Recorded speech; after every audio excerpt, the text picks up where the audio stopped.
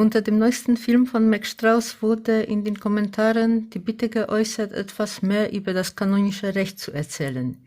Dieser Bitte komme ich gerne nach, nachdem das im Studium eins meiner Lieblingsfächer war.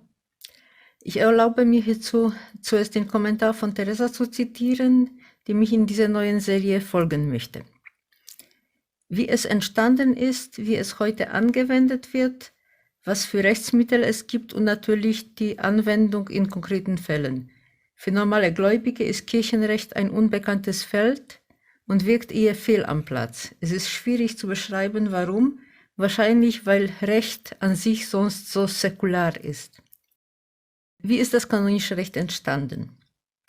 Fangen wir mit einem kleinen Rätsel an. Von wem stammen wohl folgende Worte? Wenn dein Bruder gegen dich sündigt, dann geh und weise ihn unter 4 Augen zurecht.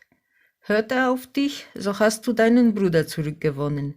Hört er aber nicht auf dich, dann nimm einen oder 2 mit dir, damit die ganze Sache durch die Aussage von 2 oder 3 Zeugen entschieden werde. Hört er auch auf sie nicht, dann sag es der Gemeinde. Hört er aber auch auf die Gemeinde nicht, dann sei er für dich wie ein Heide oder ein Zöllner. Nein, es stammt nicht aus der Tora, es sind die Worte Jesu im Matthäus-Evangelium Kapitel 18. Das Wort, das hier als Gemeinde übersetzt wurde, heißt im griechischen Original übrigens Ekklesia, also das Wort, das wir für die Kirche verwenden. Also eigentlich haben wir bereits hier im Evangelium nicht nur einen Prototyp des späteren Prozessrechts, sondern auch einen ersten Hinweis auf das, was später von den Konzilien griechisch Anathema genannt wurde, das heißt Kirchenbann, beziehungsweise aus Latein Exkommunikation, also Ausschluss aus der Gemeinschaft der Kirche. Auch wenn wir zum Beispiel den Brief an den Timotheus lesen, sehen wir dort zum Beispiel die Anforderungen an Bischofskandidaten und auch andere Anweisungen, die mehr praktischen, organisatorischen Charakter haben, die auch anders klingen, als wenn derselbe Paulus im Korintherbrief aufzählt, wer das Reich Gottes nicht erben wird. Das setzt sich fort, wenn wir die Dokumente der Konzile seit dem Konzil in Nizza im Jahr 325 lesen, sehen wir, dass die Sachen teilweise nebeneinander behandelt werden. Es wurden dort immer sowohl dogmatische Entscheidungen getroffen, wie auch ganz praktische organisatorische. Hierzu kamen natürlich päpstliche Dekrete und Entscheidungen, wenn Fragen aufgekommen sind oder es zu Streitigkeiten kam. Aber erst im Jahr 1140 wurden diese rechtlichen Entscheidungen von den ersten Konzilien angefangen bis zum damaligen Zeitpunkt vom Franziskus Gratianus, einem Mönch, der als Vater der Kanonistik bezeichnet wird, zu einem Werk zusammengefasst. Es war nicht ein Gesetzbuch, so wie wir es heute verstehen, im engeren Sinne, sondern mehr als ein wissenschaftliches Werk, ein akademisches Lehrbuch.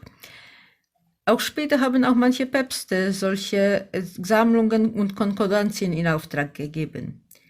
Diese Sammlungen wurden zusammen Corpus Juris Canonici genannt und nach dem Konzil von Trient einer amtlichen Bearbeitung unterzogen und 1582 neu veröffentlicht als geltendes Recht.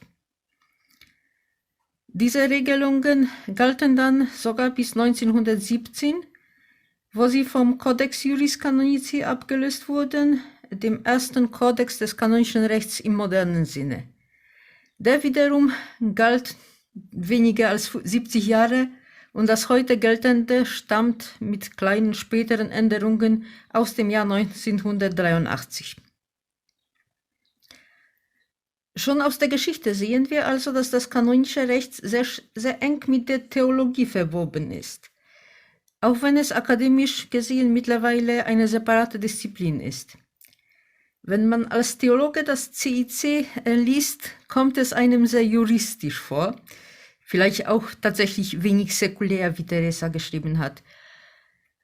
Würde wiederum ein Rechtswissenschaftler eine andere Spezialität auf das Buch in die Hand nehmen, wäre es für ihn wiederum wahrscheinlich auch etwas befremdlich, denn diese Regelungen sind erst im Lichte des Glaubens oder zumindest der Theologie verständlich.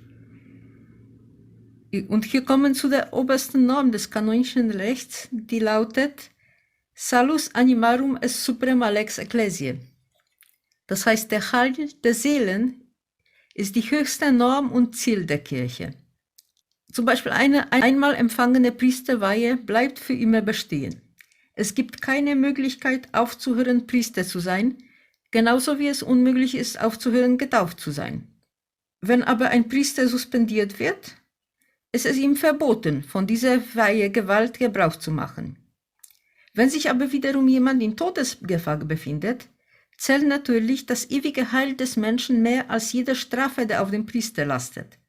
Also kann er ihm auch die Beichte abnehmen und Absolution erteilen. Hier sieht man auch, wie sich diese zwei Wirklichkeiten überschneiden. Theologisch gesehen bleibt man Priester, auch wenn man rechtlich vom Dienst suspendiert ist. Dazu fallen mir übrigens zwei berührende Geschichten ein. Eine davon habe ich in einem Buch mit mehreren Geschichten von, in Anführungszeichen, ehemaliger Priester gelesen. Der besagte Priester hat seine Berufung für eine Frau aufgegeben, hat sich dann neue berufliche Existenz aufgebaut. Nach einigen Jahren wurde er sogar zum Bürgermeister gewählt. Eines Tages ereignete sich direkt vor dem Rathaus ein sehr schlimmer Autounfall. In dem Moment erinnerte sich einer der Mitarbeiter an die Geschichte des eigenen Chefs und ist nach oben gerannt und hat den Bürgermeister geholt, damit die im Sterben liegende Opfer des Unfalls noch beichten konnte. Der Priester aus der zweiten Geschichte hatte etwas weniger Glück im weltlichen Sinne. Er wurde nach dem Verlassen des Dienstes kein Bürgermeister, sondern ein Bettler in Rom. Eines Tages erfuhr Papst Johannes Paul II. Von seiner Geschichte und lud ihn zu sich zum Abendessen ein. Der Bettler wehrte sich zwar anfangs, lenkte aber letztendlich ein. Und nach dem Essen kniet sich der Papst plötzlich vor dem Bettler hin, mit der Bitte, können Sie mir bitte die Beichte abnehmen. Dieses Ereignis berührte den verarmten Priester so tief, dass er danach tatsächlich zum priesterlichen Dienst zurückkehrte.